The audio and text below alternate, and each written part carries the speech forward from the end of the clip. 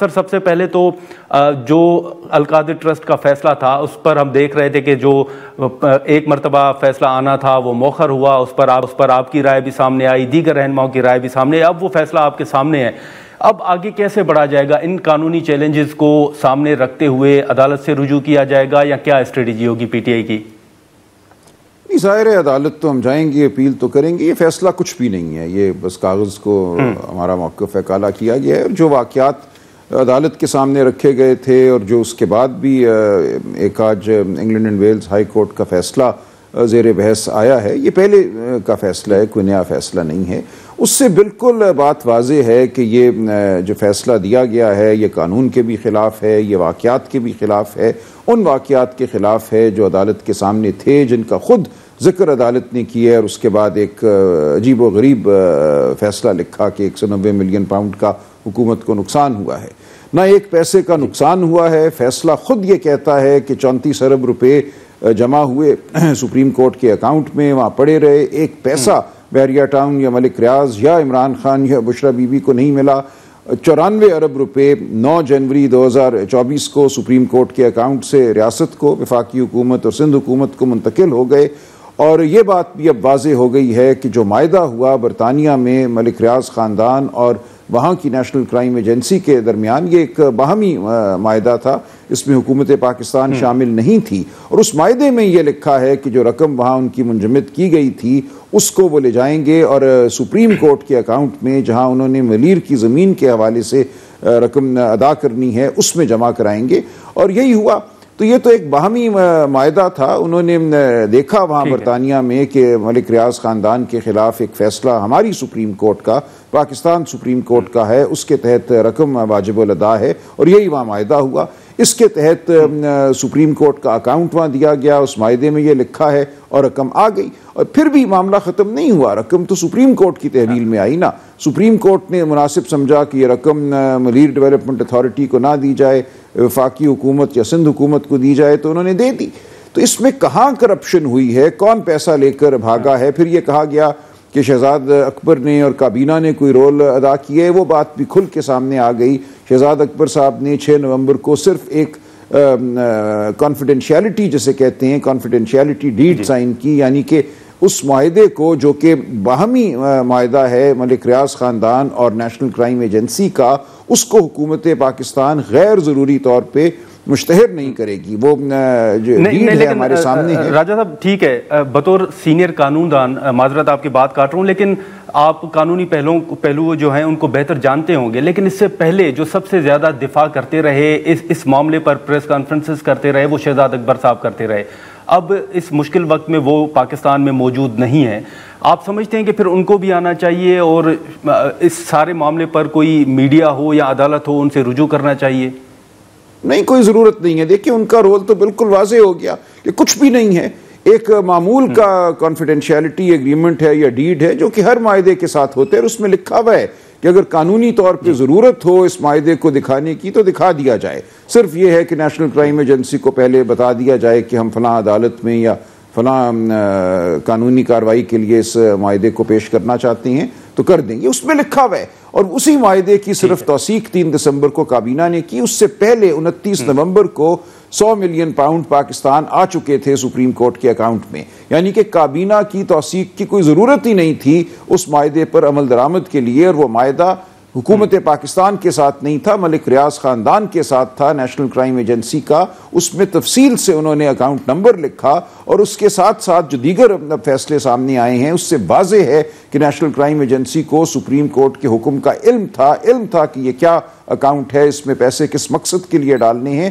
اور اسی کو انہوں نے ریاست پاکستان کو پیسہ لوٹانا قرار دیا۔ ایک پریس ریلیز تھی جس کو لے کر بہت دھوم مچی، دیکھیں جی یہ تو ریاست پاکستان کو پیسہ ملنا تھا، سپریم کورٹ کے اکاؤنٹ میں کیوں چلا گیا، ضرور یہ کابینہ نے، عمران خان نے، شہزاد اکبر نے کچھ کیا ہے۔ وہ تمام بات آج کھل کے سامنے آ گئی کہ نیشنل کرائم ایجنسی پیسہ سپریم کورٹ کے اکاؤنٹ ہی بھیجنا چاہتی تھی، اسی کو انہوں نے ریاست پاکستان کہا، کیونکہ ان کا موقف یہ تھا کہ ملیر کی زمین ریاست پاکستان کی زمین تھی، کسی کی ذاتی جائیداد نہیں تھی، اس کی اگر ادائیگی ہوتی ہے تو یہ ریاست پاکستان ہی کو ادائیگی ہے۔ آپ سمجھتے ہیں کہ یہ پھر سپریم کورٹ اور ملک ریاض کے درمیان معاملہ تھا، اگر کیا ہم اس طرح کہہ سکتے ہیں؟ اور دوسرا، اگر پی ٹی آئی کا اس پہ کوئی رول نہیں ہے؟ اگر آپ کے مطابق خان صاحب کا کابینہ نے انہوں نے منظوری دی یا جس حد تک بھی کوئی فیصلہ تھا، تو آپ سمجھتے ہیں کہ پھر اس وقت کے چیف جسٹس سے پوچھا جائے کہ یہ معاملہ کیا تھا، کیوں سپریم کورٹ نے اکاؤنٹ کھولا، کیوں اس اکاؤنٹ میں رقم جو ہے وہ منتقل ہوئی؟ یہ پی ٹی آئی کا معاملہ نہیں ہے، بلکہ اس وقت کے چیف کوئی جسٹس سے خرابی نہیں تھی۔ دیکھیں سپریم کورٹ نے 2017 میں پہلے ایک فیصلہ دیا، یہ کہا کہ جو منیر کی زمین ہے یہ ناحق دی گئی، اس کے حوالے سے پہلے انہوں نے کہا کہ نیب انکوائری کرے، پھر ایک اور فیصلہ آ گیا مارچ 2019 میں جس میں سپریم کورٹ نے کہا کہ ٹھیک ہے ہم نیب کی انکوائری یا انویسٹیگیشن کو روک دیتے ہیں، 460 ارب روپے 7 سال میں جمع کرائے جائیں۔ اس مقصد کے لیے انہوں نے اکاؤنٹ کھولا تاکہ نظر رکھ سکیں کہ یہ رقم آ رہی ہے کہ نہیں آ رہی۔ تو یہ کلیکشن اکاؤنٹ تھا، اس اکاؤنٹ میں پیسے نے آنا تھا اور پھر وہاں سے آگے منتقل ہونا تھا ملیر ڈیولپمنٹ اتھارٹی کی جانب۔ تو یہ ایک ٹھیک عمل تھا میری نظر میں۔ ہاں لیکن سلمان صاحب یہ اب چلے فیصلہ تو آ گیا، لیکن جب آپ کے مذاکرات کے 2 راؤنڈ ہوئے تو اس وقت بھی آپ نے یہ مطالبہ رکھا تھا کہ عدالتیں آزاد ہونی چاہیے۔ اب بھی جب فیصلہ آیا ہے تو آپ کو اس فیصلے پر کئی سوالات جو ہیں وہ آپ لوگ اٹھا رہے ہیں، تو کیا آپ سمجھتے ہیں کہ یہ جو مذاکراتی سلسلہ ہے اس پر کوئی اثر پڑے گا؟ اور دوسرا جو ایک پہلے تاثر تھا کہ شاید پی ٹی آئی اسٹیبلشمنٹ کے ساتھ بات چاہتی ہے، سیاسی جماعتوں کے ساتھ نہیں چاہتی، لیکن ابھی بھی پھر ایک مرتبہ پھر یہ تاثر ابھرا ہے کہ شاید آپ لوگ اسٹیبلشمنٹ کے ساتھ مذاکرات چاہتے ہیں، سیاسی جماعتوں کے ساتھ نہیں۔ اس تاثر میں کس حد تک صداقت ہے آپ کے نزدیک؟ دیکھیں 2 سوال ہیں آپ کے۔ پہلے تو یہ کہ اس فیصلے کا کوئی اثر کسی چیز پہ نہیں ہے، یہ غیر اہم فیصلہ ہے، یہ جب بھی عدالت میں ہماری اپیل لگے گی یہ ختم ہو جائے گا، اس لیے اس فیصلے کو کوئی اہمیت نہیں دینی چاہیے۔ جہاں تک تعلق ہے مذاکرات کا، تو ہم نے ہمیشہ کہا ہے کہ ہم سویلین بالادستی کے قائل ہیں، آئین اور قانون کے قائل ہیں۔ ہم چاہتے ہیں کہ آئین اور قانون کے مطابق اس ملک میں معاملات چلیں۔ آئین اور قانون میں مقتدرہ کا یا کسی ادارے کا کوئی رول نہیں ہے پاکستان میں، جو حکمرانی کے معاملات ہیں ان کے حوالے سے، اور اسی لیے ہم ہر اس سیاسی جماعت کے ساتھ بیٹھنا چاہتے ہیں، اس سے بات کرنا چاہتے ہیں جو آئین اور قانون کی بالادستی چاہتی ہے۔ بدقسمتی سے بعض جماعتیں جو ہیں وہ بیساکھی کے ذریعے حکومت میں آئی ہیں، ہمیں تحفظات تھے لیکن اس کے باوجود عمران خان صاحب نے ایک مذاکراتی کمیٹی تشکیل دی اور ہمیں کہا کہ ان سے بات کیجئے۔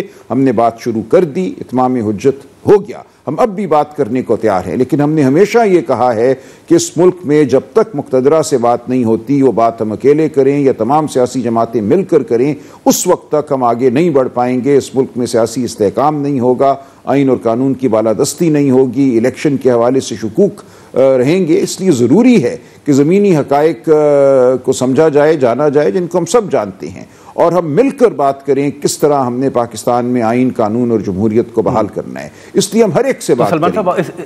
ہاں تو اس حوالے سے آپ کی کیا رائے ہے کہ بات کیسے ہو؟ اسی مذاکراتی کمیٹی میں ان کا کوئی نمائندہ شامل ہو یا دونوں کمیٹیاں مل کر بات کریں؟ ہم یہ سمجھتے ہیں کہ یہ مذاکراتی کمیٹی جو حکومت کی جانب سے ہے یہ کوئی استحقاق نہیں رکھتی، یہ پوچھ کر ہی کام کریں گے، لہٰذا یہ ہم سے بات کریں اور جس حد تک کہ کوئی فیصلہ کر سکتے ہیں وہ کریں۔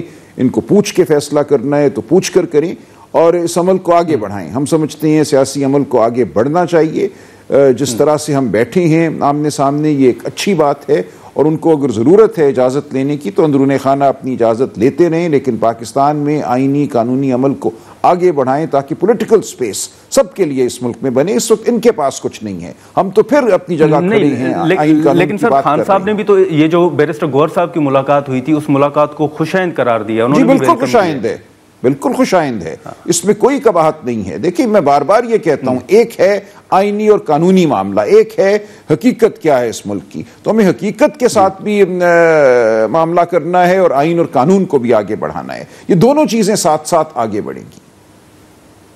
تو یہ جو بیرسٹر گوہر صاحب کی ملاقات ہوئی آرمی چیف سے، سر اس حوالے سے اب ان کا بیان تو سامنے آ گیا ہے، لیکن بطور سیکرٹری جنرل یا مذاکراتی کمیٹی کے رکن کے آپ کو اعتماد میں لیا گیا تھا، بتایا گیا ہے اب کی بات ہوئی کیا ان سے؟ جی ہو گئی بات ہے، ہمیں پتہ ہے کہ حد تک گفتگو ہوئی، اور دیکھیں ہم کوئی بہت زیادہ اس حوالے سے نہیں ہم کوئی طبل بجا رہے، ایک ہوئی ہے ملاقات مختصر سی، وہ کہاں جائے گی کیا ہوگا ہمیں نہیں پتا۔ تو اصل معاملہ یہی ہے کہ ہم نے سیاسی عمل کو آگے بڑھانا ہے، آئین اور قانون کو آگے بڑھانا ہے۔ یہ ملاقاتیں ہیں، ان کا اپنا ایک رول ہے، لیکن زیادہ بڑا رول جو ہے وہ سیاسی قوتوں کا ہے، اسی لیے ہم نے ہاتھ بڑھایا ہے۔ ہم دیگر جماعتوں سے مل رہے ہیں، ہم شاہد خاقان صاحب سے ملے ہیں، ہم سندھ جائیں گے، GDA سے ملیں گے، ہم تمام سیاسی جماعتوں کو دعوت دے رہے ہیں کہ ہمارے ساتھ آ کر بیٹھیں تاکہ ملک میں استحکام ہو، معیشت ترقی کرے اور صحیح معنوں میں ہم جمہوریت کی جانب بڑھ سکیں۔ نہیں، لیکن اب تو جو ترجمان ہیں حکومتی مذاکراتی کمیٹی کے عرفان صدیقی صاحب سر، وہ تو کہتے ہیں کہ اگر آپ اسٹیبلشمنٹ سے مذاکرات آپ نے کرنے ہیں تو پھر آپ کمیٹی کو چھوڑ دیں، کوئی فرق نہیں پڑتا، نہ کریں مذاکرات۔ ہم سمجھتے ہیں کہ ان کو بہانا چاہیے اگر مذاکرات سے بھاگنے کا تو بھاگ لیں، کوئی فرق نہیں پڑتا، سیاسی عمل آگے بڑھ رہا ہے اور بڑھتا رہے گا۔ اچھا سر، کیا پھر ہم یہ کہہ سکتے ہیں کہ آپ کے مذاکرات سیاسی جماعتوں کے ساتھ بھی جاری رہیں گے اور جہاں جہاں ضرورت پڑے گی تو آپ اسٹیبلشمنٹ کے ساتھ بھی بات چیت کریں گے یا بیٹھنے کے لیے تیار ہیں ان کے ساتھ؟ نہیں، بات چیت کریں گے، بیٹھنے کا کیا مطلب ہے؟ ہم کسی قسم کی بیساکھی نہیں چاہیں گے، نہ اس کا حصہ بنیں گے۔ ہم آئینی اور جمہوری نظام اس ملک میں چاہتے ہیں۔ ٹھیک ہے، لیکن سلمان صاحب اب جو اپوزیشن اتحاد کے سربراہ ہیں اچکزئی صاحب، وہ ان کی تجویز ہم نے پہلے بھی ذکر کیا، انہوں نے یہ کہا ہے کہ جو پاکستان تحریک انصاف مذاکرات کر رہی ہے اس کا مطلب ہے کہ وہ ناجائز حکومت کو جائز قرار دے رہی ہے اور ان کو یہ مذاکرات نہیں کرنے چاہیے، اگر مذاکرات کر بھی رہے ہیں تو اپنا مینڈیٹ مانگے، اور وہ مینڈیٹ کا مطالبہ آپ کے ان دو مطالبات میں شامل ہی نہیں ہے سلمان صاحب۔ نہیں، ایسا نہیں ہے۔ دیکھیں، ان کی ایک رائے ہے، ہم اس کو بہت احترام کی نظر سے دیکھتے ہیں، ان کو احترام کی نظر سے دیکھتے ہیں، لیکن ہمارا موقف یہ ہے کہ جو بھی حقیقت ہے یہ ایک فارم 47 کی حقیقت ہے۔ ہم ایک لمحے کے لیے بھی اس حکومت کو جائز حکومت نہیں مانتے۔ ہم کہتے ہیں یہ الیکشن پر حملے کے ذریعے قائم ہوئی ہے، اور ہم نے اپنے چارٹر آف ڈیمانڈ میں بھی اس کو انسٹالڈ حکومت لکھا ہے، جس پہ بہت وہاں سے اعتراض کیا گیا اور کچھ غوغا ہوا۔ ہم یہ کہہ رہے ہیں کہ یہ دو معاملات جو ہیں they are a prerequisite to a larger dialogue. آپ پڑھیے ہمارا چارٹر آف ڈیمانڈز، یہ دو چیزیں ایسی ہیں جو فی الفور کی جا سکتی ہیں۔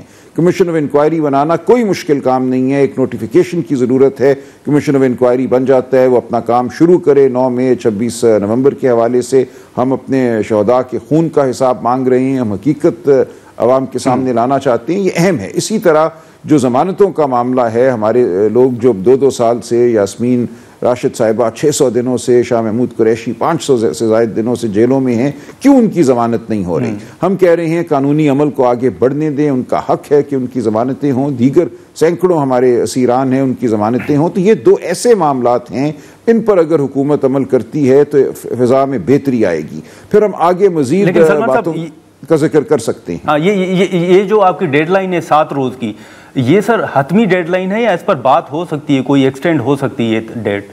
دیکھو، اس کو ایکسٹینڈ دیکھیں صرف عمران خان صاحب کر سکتے ہیں۔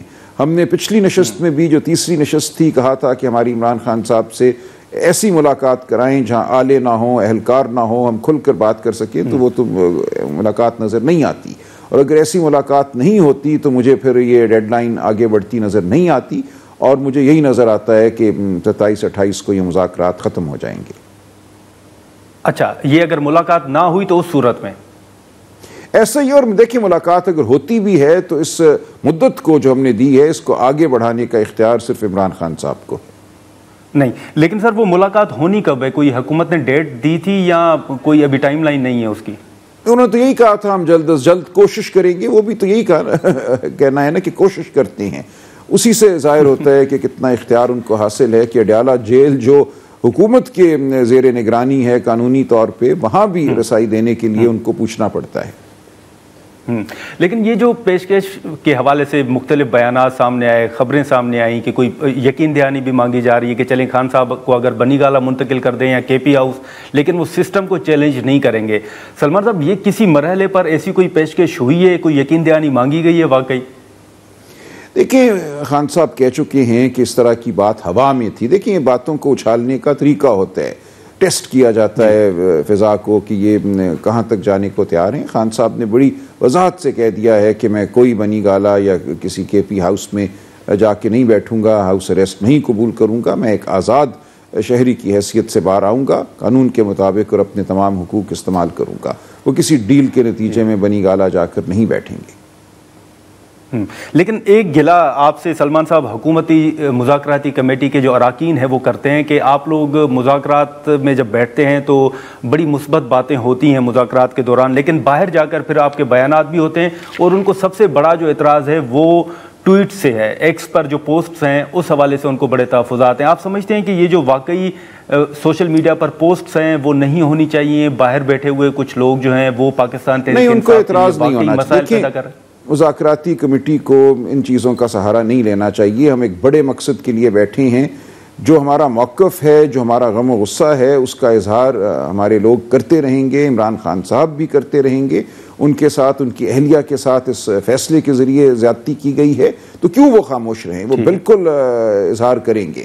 لیکن اگر آپ نے آگے بڑھنا ہے, ملک کو جمہوریت, آئین, شرافت کی جانب بڑھانا ہے, اغواکاریوں کو ختم کرنا ہے, تو آپ کو یہ مذاکرات جاری رکھنے چاہیے. اور جو ہم جائز مطالبات کر رہے ہیں دو اس وقت, تاکہ آگے بات بڑھ سکے, ان کو ماننا چاہیے. اگر آپ نہیں مانتے یا بہانہ ڈھونڈتے ہیں تو پھر یہ صرف بہانہ ہے. لیکن پچھلی نشست کے بعد ہماری جانب سے کچھ نہیں ہوا تھا. انہوں نے باہر نکلتے ہی سخت باتیں کی, جس کا جواب پھر ہماری جانب سے دیا گیا. ٹھیک ہے سلمان صاحب, ایک آخری سوال ہوگا کہ سر کچھ جو مذاکراتی کمیٹی کے اراکین ہیں ان سے ہماری گفتگو ہوئی تھی اور وہ یہ دعویٰ کرتے ہیں کہ پی ٹی آئی نے جو جوڈیشل کمیشن کا مطالبہ کیا ہے اس میں وہ کہتے ہیں کہ حکومت کے ساتھ بیٹھ کر ہم نے بات کرنی ہے کہ جوڈیشل کمیشن میں کون سے ججز لگانے ہیں. تو وہ یہ الزام عائد کرتے ہیں, وہ یہ دعویٰ کرتے ہیں کہ آپ اپنی مرضی کے ججز چاہتے ہیں. نہیں, ایسا نہیں ہے. ہم نے کہا اتفاق رائے سے کریں نا, ہماری بھی رائے ہو, ان کی بھی رائے ہو, جہاں اتفاق ہو وہ کر دیں. تو اس میں کیا بری بات ہے کہ اتفاق رائے سے ممبران نامزد نہ کیے جائیں؟ اتفاق رائے پیدا کرنا کوئی ناممکن بات تو نہیں ہے نا. ایسے جج صاحبان ہیں.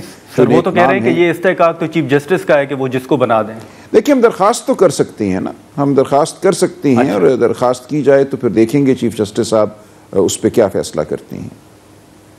اگر آپ سے مشاورت نہیں کی جاتی سلمان صاحب تو پھر آپ سمجھتے ہیں کہ آپ کو یہ قابل قبول نہیں ہوگا یا آپ کے تحفظات ہوں گے؟ بالکل تحفظات ہوں گے. ہم بالکل سمجھتے ہیں کہ عدلیہ میں ایسے لوگ ہیں جو غیر جانبدار ہیں اور کچھ ایسے لوگ ہیں جن کے حوالے سے ہمیں تحفظات ہیں. اس لیے ہمارا جو موقف ہے وہ کم از کم چیف جسٹس صاحب کے سامنے آنا چاہیے. اور ایک اتفاق رائے سے اگر نام سامنے آتے ہیں تو کوئی وجہ نہیں کہ چیف جسٹس صاحب ان کو قبول نہ کریں.